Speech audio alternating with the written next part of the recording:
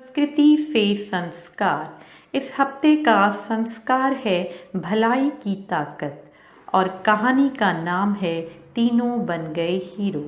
सवेरे का समय, देर हो गई थी। आशीष दफ्तर की तरफ दौड़ते सोच रहा था, कई बार जब जल्दी हो तो ये बसें भी कछुआ चाल से चलती हैं। दफ्तर की इमारत देखते ही उसने राहत की सांस ली। चलो, पहुंच गया। दफ्तर के सामने वाली सड़क पर रेड लाइट के कारण बसों, स्कूटर, ऑटो, कारों की लंबी लाइन लगी थी। तभी ग्रीन लाइट हो गई थी। वाहन तेजी से चलने लगे। सामने खड़ी बस भी। तभी पीछे से एक बुजुर्ग दौड़ते हुए आए। बस में चढ़ने की कोशिश में उनका पैर फिसला और वह गिर पड़े। उनका सिर फुटपाथ से टकराया। आशीष उन्हें उठाने दौड़ा। उसने उन्हें एक तरफ बिठाया। घबराहट में और कुछ नहीं सूझा तो सामने पान की दुकान से एक ठंडा पेय खरीद कर ले आया। उसने बोतल फौरन उनके मुंह से लगा दी। दूसरे हाथ से पीठ सहलाने लगा। चोट के कारण उनके माथे पर सूजन आ गई थी। आशीष ने पूछा, आप ठीक हैं? बुजुर्ग ने हाँ में सिर हिलाया। तभी आशीष के साथ काम करने वाले दो लड़के, विनय और रेहान, वहां से गुजरे। पूरी बात सुनकर उन्होंने कहा, इन्हें अंदर ले चलते हैं, हो सकता है कि ऑफिस के डॉक्टर साहब आ गए हों। वे उन्हें अंदर लाए और दफ्तर के रिसेप्शन पर बिठा दिया। रेहान ने ऑफिस की डिस्पेंसरी में फोन किया। डॉक्टर सिंह आ गए थे।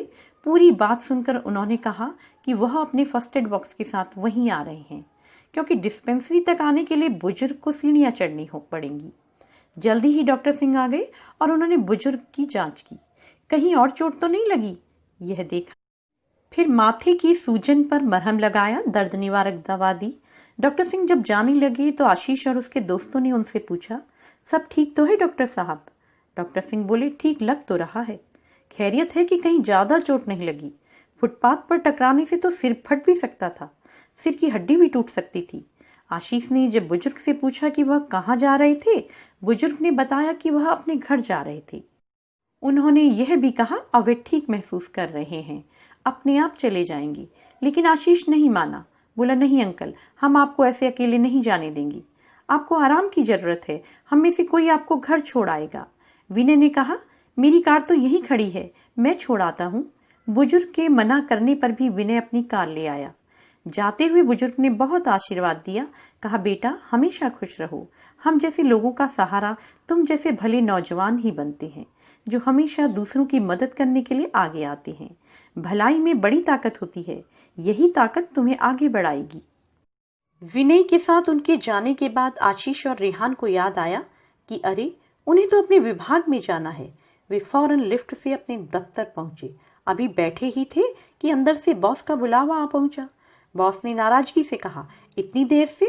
ये कोई आने का टाइम है? आज तुम्हारी एब्सेंट लगेगी। आशीष ने डरते डरते सारी बात बता दी।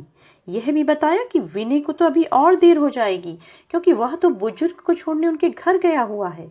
पूरी भी नहीं हुई थी कि बॉस मुस्कुराते हुए खड़े हो गए। बोले, मैं बेकार में तुम पर नाराज हो रहा था। इस डिपार्टमेंट को तुम पर गर्व है।